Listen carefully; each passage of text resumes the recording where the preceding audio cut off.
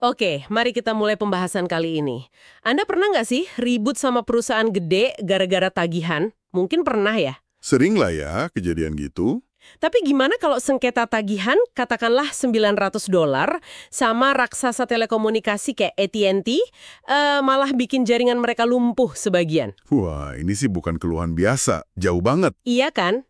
Nah, sumber kita kali ini tuh transkrip dari Darknet Diaries, episode 20, Mobman. Ini kisah nyata penuh liku-liku dari sisi gelap internet. Kita bakal telusuri perjalanan orang ini yang dikenal sebagai Mobman. Yap, misi kita nih bongkar ceritanya, mulai dari dia jadi gamer yang kecanduan banget, Terus jadi peretas, terus diduga nih ya, dia yang bikin malware terkenal Sub7 itu. sampai akhirnya dia berantem hebat sama AT&T, kena hukum, dan bahkan ada keraguan soal siapa dia sebenarnya. Gimana coba obsesi masa kecil sama marah ke korporasi bisa nyambung jadi gini? Itu dia. Yang menarik tuh di sini, gimana dunia virtual, kayak game gitu, bisa jadi semacam tempat latihan ya, buat ngasah skill yang dampaknya gede banget di dunia nyata. Benar. Terus kita juga lihat gimana sebuah alat digital, awalnya mungkin iseng, bisa lepas kendali gitu aja, jauh dari niat awalnya. Oke, kita mulai dari awal ya. Cerita Mobman ini dari masa kecilnya, dia itu kecanduan Nintendo, NES. Sampai-sampai ibunya, saking keselnya mungkin ya, hancurin konsolnya pakai palu. Gila. Tapi bukannya trauma, dia malah, bongkarin tuh konsol rusak, penasaran gitu. Nah, ini contoh klasik nih. Rasa ingin tahu yang dipicu justru sama keterbatasan. Keterpaksaan malah bikin kreatif, pengen ngerti cara kerjanya gimana. Pas remaja, dia pindah kecanduan ke game online, Ultima Online atau UO. Ah, komputernya sering rusak katanya. Iya, dan ibunya udah males benerin, jadi ya mau nggak mau dia belajar sendiri troubleshooting, sistem operasi, demi apa? Biar bisa main game terus. Itu poin kunci pertama tuh.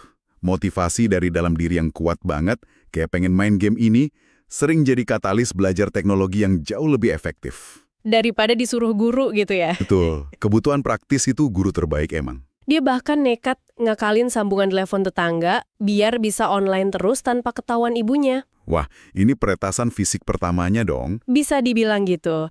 Dia juga mulai aktif di forum online, BBS, chatroom, belajar trik-trik, telepon gratis, konsep dasar exploit. Udah kelihatan polanya. Nah, dari sini kelihatan kan, dia nggak cuma nerima aturan, tapi nyari celah buat ngelewatin batasan. Mau itu dari orang tua atau dari teknologi itu sendiri. Masuk ke Ultima Online nih. Dia sama temen-temennya bukan pemain biasa aja. Mereka ngapain tuh di game? Cari celah game, exploit. Misalnya nyelinap ke rumah pemain lain pas lagi nggak kelihatan, nunggu pintu dibuka, terus jarah. Griefing ya namanya. Iya, nipu pas tukeran barang juga. Lingkungan game kompetitif kayak UO waktu itu bisa jadi semacam, lab awal ya. Buat ngasah teknik social engineering, eksploitasi sistem, walaupun masih virtual. Dan ternyata skill ini kepake nanti. Betul. Mereka bahkan nemu exploit kapal. Bisa akses kargo kapal pemain lain, terus curi isinya. Gila, mereka jarah abis-abisan katanya. Ini nunjukin pola pikir dia, nyari kelemahan sistem, bukan sekedar main sesuai aturan. Dan yang paling penting nih, Mobman nemuin kalau UO itu nyimpen username sama password pemain. Di mana disimpannya? Di file teks biasa. Namanya uo.cfg. Kalau pemainnya milih opsi simpen login. Waduh, nggak dienkripsi sama sekali. Bahaya banget itu. Kelemahan keamanan mendasar yang siap dieksploitasi.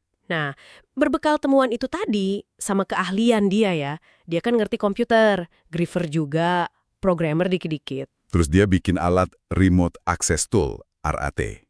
Yang disamarin jadi Trojan Horse tujuannya apa? Ya buat nyuri file UO-CFG pemain UO lain itu. Namanya? Dia namain Sub7. Sub7, oke. Ini bukan sekedar pencuri password biasa kan berarti? Jauh. Fiturnya canggih buat zamannya.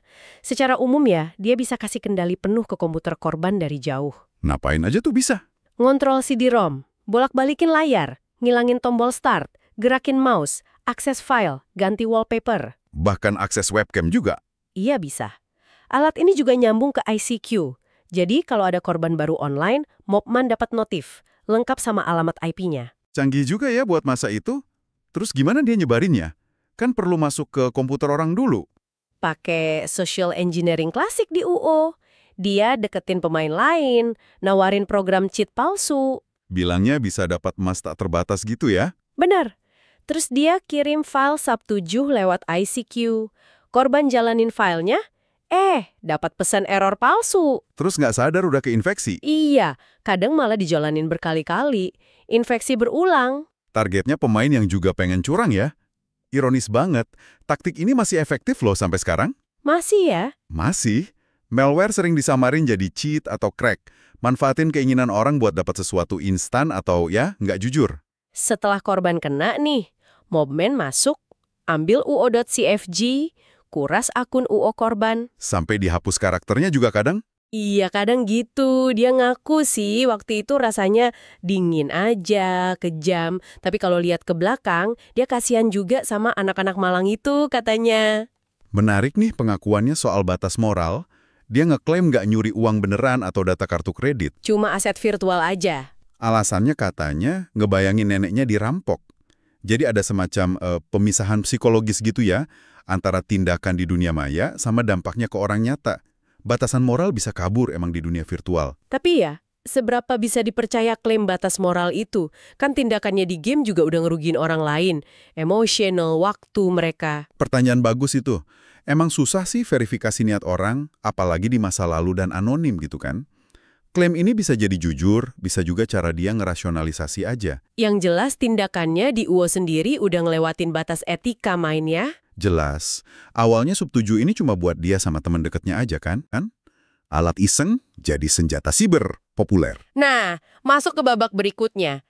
Setelah lulus SMA, hidup Mobman agak kacau. Kecanduan game itu ya? Iya, sampai diusir dari rumah ibunya. Ibunya polisi padahal. Dia jadi couchsurfer, numpang sana-sini. Umur 17 tahun dia bisa dapat kontrak ponsel AT&T, aneh juga ya, di bawah umur kok bisa? Entah gimana caranya. Terus datang deh tuh tagihan, $900. Buat panggilan yang dia yakin banget gak pernah dia lakuin. Nah, ini titik baliknya nih. Konfliknya bukan lagi soal game virtual. Tapi udah sengketa duit beneran di dunia nyata, sama korporasi raksasa Tula. Dia telepon AT&T kan pasti. Iya, bantah tagihan itu. Tapi AT&T ngotot gak mau hapus, malah ngeremehin dia. Gimana ngeremehinnya? Pas dia udah frustrasi, setengah ngancem mau ngehack sistem mereka, petugasnya malah bilang, kami punya orang yang lebih pintar dari kamu di sini. Kayak nantangin gitu. Wah, respons kayak gitu bisa bahaya banget. Nolak mentah-mentah, ngeremehin pelanggan yang lagi marah. Apalagi yang punya skill teknis sama ego kayak Mobman. Ternyata itu jadi pemicu eskalasi besar. Jelas, didorong marah sama ego dia ngapain? Dia lakuin war dialing. Nelponin nomor-nomor AT&T pakai modem, nyari sistem komputer yang nyambung. Dan dia nemu. Beberapa sistem PBX, itu sentral telepon internal perusahaan, yang nggak pakai password sama sekali. Serius? Nggak ada password? Iya, cukup nyambung, langsung dapat akses command prompt. Gila, keamanan siber zaman itu emang beda banget ya. Kurangnya proteksi dasar kayak gitu di sistem krusial, susah dibayangin sekarang. Tapi nyata waktu itu. Sekitar 8 jam, dia ngubek-ngubek jaringan AT&T, belajar pakai perintah help. Terus kenapa? nggak sengaja dia salah ketik perintah. Sistem PBX yang diakses mati, terus sistem lain yang nyambung juga ikutan mati. Jadi katanya nggak sengaja ya? Dia nggak niat ngelumpuhin jaringan? Menurut dia gitu, tapi ini nunjukin bahayanya akses ilegal. Walaupun nggak ada niat jahat, satu kesalahan bisa dampaknya luas banget ke sistem vital. Terus apa yang dilakuin habis itu? Panik pasti. Dia malah nelpon customer support AT&T lagi, masih soal tagihan itu. Kok nekat? Iseng dia nanya, kondisi jaringan di California sama Nevada gimana? Petugasnya ngaku ada gangguan besar. Di situ Mobman sadar dia penyebabnya? Iya, dan dia langsung ngaku dong. Ngaku gimana? Dia bilang, kalau mau tahu kenapa jaringan kalian mati, hapus tagihan $900 saya. Dia kasih nama asli sama nomor teleponnya. Luar biasa nekat. Impulsif banget. Ngaku ngehack besar langsung ke korban, pakai identitas asli lagi. Ini antara marah, pamik, atau arogan ya. Susah dipercaya sih. Banget. Konsekuensinya ya datang beberapa hari kemudian. FBI atau detektif mulai nyariin dia. Dia kabur. Enggak, dia malah mutusin buat nyerah. Dicari kontak detektifnya di telepon jam 3 pagi. Ngapain nelpon jam segitu? Ngatur jadwal nyerahin diri. di kolam renang apartemen pacarnya, hari Sabtu abis gajian. Hahaha, ada-ada aja. Proses penyerahan diri yang unik banget. Milih hadapi konsekuensi, tapi dengan caranya sendiri. Kayak pengen tetap pegang kendali gitu ya. Kayaknya gitu. Hari Sabtu datang, dia disambut tim SWAT di kolam renang, ditangkap. Sempat nelpon teman-temannya dari mobil polisi lagi.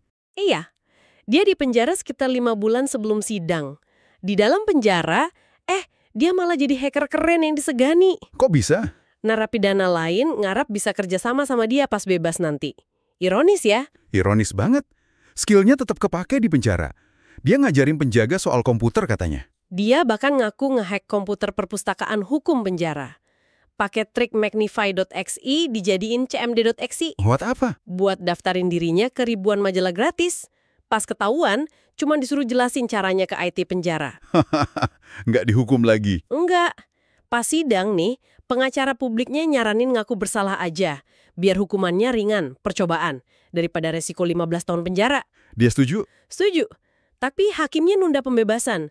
Mau ada sidang restitusi dulu, ganti rugi ke AT&T. Halo. Terus gimana sidang restitusinya? Sebulan kemudian, pengacara AT&T nggak datang. Serius? Nggak hadir? Iya, Mopman protes keras dong. Hakimnya setuju, batalin restitusi karena AT&T nggak muncul. Langsung dibebasin saat itu juga. Wah, beruntung juga ya dia. Keluar penjara nggak punya duit. Jadi tunawisma, tinggal di penampungan, kerja kasar harian.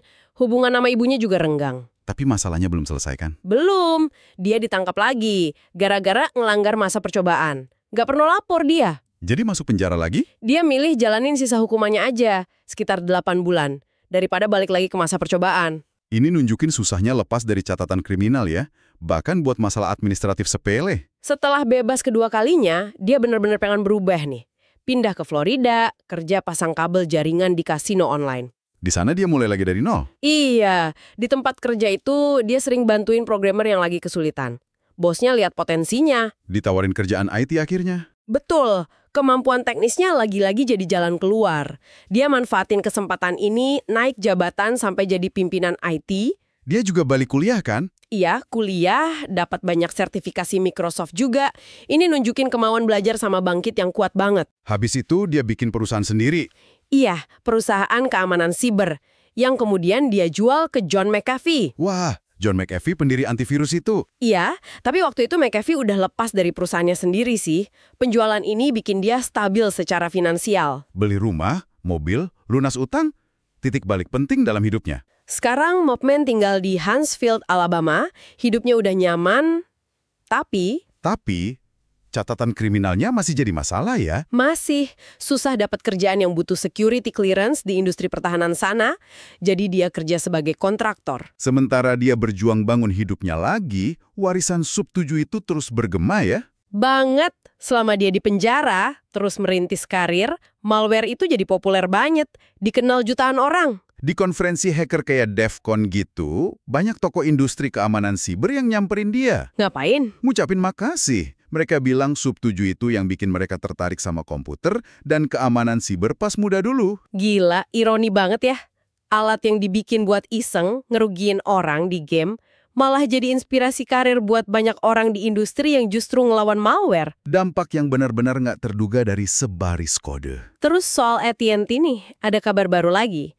Beberapa tahun lalu, Mopman nemu berita soal class action lawsuit. Gugatan hukum rame-rame gitu ya? Iya, yang intinya ngonfirmasi kalau emang ada kesalahan sistem penagihan AT&T di zaman dia ditagih $900 itu. Wah, jadi klaim dia selama ini benar dong? Bener, validasi yang telat banget, tapi pasti bikin dia puas, sekaligus mungkin makin kesel sama perlakuan AT&T dulu. Jelas. Tapi, tunggu dulu. Ceritanya belum selesai di situ kan? Belum. Setelah episode Darknet Diaries soal Mopman ini tayang, muncul artikel balasan dari orang namanya Ill Will. Yang isinya apa? Isinya ngeklaim kalau Mopman itu bukan pencipta Sub-7. Hah? Jadi siapa katanya? Ill Will bilang pencipta aslinya orang Rumania, keturunan Yunani. Bahkan katanya ada kode pakai bahasa Rumania di dalam Sub-7. Sesuatu yang Mopman nggak bisa jelasin. Iya. Di sisi lain, banyak yang kenal Mopman secara pribadi, termasuk yang ditemuin host Darknet Diaries di DEFCON, sama artikel lama di Rolling Stone, itu semua dukung klaim Mopman. Tapi, ill will sama teman-temannya di scene waktu itu ngotot Mobman bukan penciptanya. Jadi, siapa yang benar nih? Gak ada yang tahu pasti, kedua pihak sama-sama kukuh. Host Darknet Diaries sendiri nggak bingung, nggak ada bukti konklusif. Kasusnya masih terbuka ya. Ini nunjukin betapa sulitnya mastiin kebenaran sama identitas di dunia digital yang anonim, apalagi buat kejadian lama. Jadi gitu deh klaim perjalanan Mobman yang udah kita dengar. Dari gamer, peretas, diduga pencipta Sub7, konfrontasi nekat sama AT&T, jatuh bangun setelah penjara. Sampai misteri siapa sebenarnya pemilik Sub7 yang belum kepecahkan. Kisah ini ngingetin kita ya, gimana tindakan di dunia maya, apalagi pas masih muda, bisa bergema panjang banget. Juga soal kompleksnya reputasi digital. Gimana sebuah nama bisa nempel sama suatu tindakan, bahkan pas kebenarannya masih diperdebatkan. Coba pikirin deh, gimana alat kayak Sub7, mungkin awalnya dibuat iseng aja, bisa nyebar luas banget dengan dampak yang nggak terduga sama sekali. Dan gimana reputasi, baik atau buruk, bisa begitu kuat nempelnya ya? Terlepas dari siapa sebenarnya pencipta Sub7, mungkin pertanyaan yang lebih gede adalah dampak paling signifikan dari munculnya alat remote access Trojan atau RAT kayak gini di awal era internet itu apa sih? Dan gimana warisan alat akses jarak jauh awal ini masih ngebentuk lanskap keamanan siber yang kita hadapi sekarang? Sesuatu buat Anda renungkan.